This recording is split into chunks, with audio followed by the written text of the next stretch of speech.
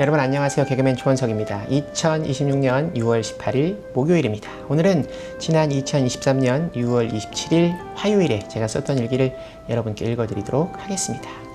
2023년 6월 27일 화요일, 지난 일요일 대전에서 행사가 있었다. 점심쯤 시작되는 행사라 아침 일찍 출발하느라 주일 예배를 드리지 못했다. 그리고 월요일에는 늦잠을 잤다. 내 늦잠의 기준은 새벽 기도를 가지 못할 시간에 일어났다는 얘기다. 오늘은 새벽 기도에 나아갔다. 어제 일찍 잠자리에 들었는데도 아침이 힘들었다. 새벽 예배를 드리기 전 기도 시간 회개 기도를 드리고 가만히 앉아 있었다. 하나님께 이것저것 드릴 말씀은 많았지만 정신이 몽롱해서 그냥 가만히 앉아 있었다. 예배를 3일간 드리지 않고 말씀을 묵상하지 않으니 내 영이 깨어 빠르게 반응하지 못하는 것이다. 그런 느낌이 든다. 하나님과 교제하지 않으면 생각이 무언가 꽉 막히고 멍하고 더 나아가 생각이 몸을 지배하기도 한다.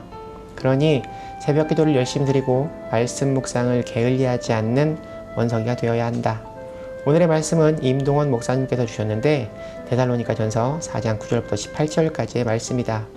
데살로니가의 성도들이 예수님의 재림이 곧 임박할 것이라 생각하며 자신들의 삶을 태만하게 살고 있다. 이에 바울은 인내하며 기다리라 말씀하신다. 오늘 본문의 말씀은 사랑과 소망에 대해 기록하고 있다. 9절부터 12절은 형제의 사랑에 대한 말씀이다. 9절 말씀, 너희들 자신이 하나님의 가르치심을 받아 서로 사랑함이라. 하나님을 기쁘시게 하면 사람도 기쁘고 사람을 기쁘게 하면 하나님도 기뻐하신다. 그리고 11절 말씀에 바울은 자기 일을 할 것을 강조하고 있다. 또 너희에게 명한 것 같이 조용히 자기 일을 하고 너희 손으로 일하기를 힘쓰라. 데살로니가 후서 3장 10절부터 12절에서는 이렇게 기록하고 있다. 우리가 너희와 함께 있을 때에도 너희에게 명하기를 누구든지 일하기 싫어하거든 먹지도 말게 하라 하였더니 이런 자들에게 우리가 명하고 주 예수 그리스도 안에서 권하기를 조용히 일하여 자기 양식을 먹으라 하노라. 데살로니가 성도들 중 일부는 잘못된 재림 사상을 가지고 있었다. 곧 재림이 오니 일하지 않아도 된다. 또 노동을 노예들이나 하는 저급한 것으로 취급하기도 했다. 노동은 신성한 것이며 이들의 생각은 마치 이단과도 같았다. 난 오늘 임동원 목사님의 이 말씀이 너무 좋았다. 신앙은 생활을 외면하지 않는다. 신앙은 생활과 조화를 이루어야 하는 것이다. 그래서 신앙생활이라고 이야기한다. 생활 속에 신앙이 포함되어 있다. 생활을 통해서 예수 그리스도의 사랑이 나타난다.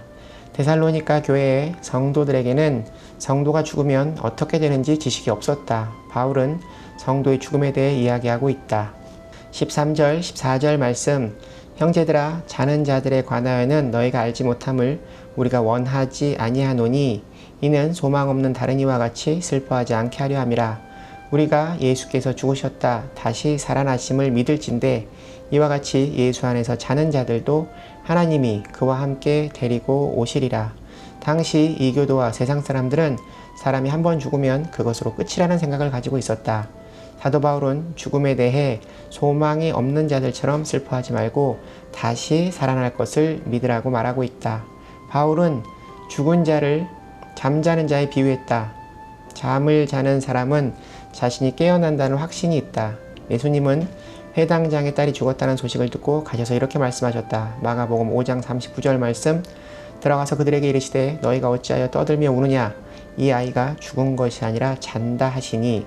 예수님은 소녀를 깨우셨다. 마가복음 5장 41절 말씀, 그 아이의 손을 잡고 이르시되 달리다 굼 하시니 번역하면 곧 내가 네게 말하노니 소녀야 일어나라 하심이라. 우리는 부활하신 예수님처럼 예수님이 다시 오실 때 우리도 부활하게 될 것이다. 부활은 다시 사는 것이다. 죽음의 부활 이전에 이 땅에서 내가 예수님을 믿고 다시 태어남으로 내가 속해 있는 공동체가 나로 인해 새로워지는 것을 경험해야 한다. 부활하기 위해서는 먼저 죽어야 한다. 이 땅에서 내가 죽는다는 것은 무엇을 의미할까? 나의 혈기, 화, 나에게 있던 안 좋은 것들을 버리는 것이다. 그리고 부활하신 예수님의 성품을 담는 것이다. 오늘 임동원 목사님의 말씀을 들으며 많은 생각을 했다. 죽어야 한다. 그래야 다시 산다. 나는 매일 새벽 기도를 통해 나를 죽이고 새로 시작하는 사람이 되기를 바란다. 더 정확히는 새벽 기도에 가는 길은 나를 죽이러 가는 길이고 교회에서 나와서 세상으로 딛는 발걸음은 다시 살아난 나이다. 너무나 멋진 말이다. 죽어야 산다. 유튜브 채널이 지난 일요일 25일에 시작됐는데 조회수가 없는 컨텐츠도 있고 1, 2회 되는 컨텐츠도 있다. 구독자는 아무도 없다.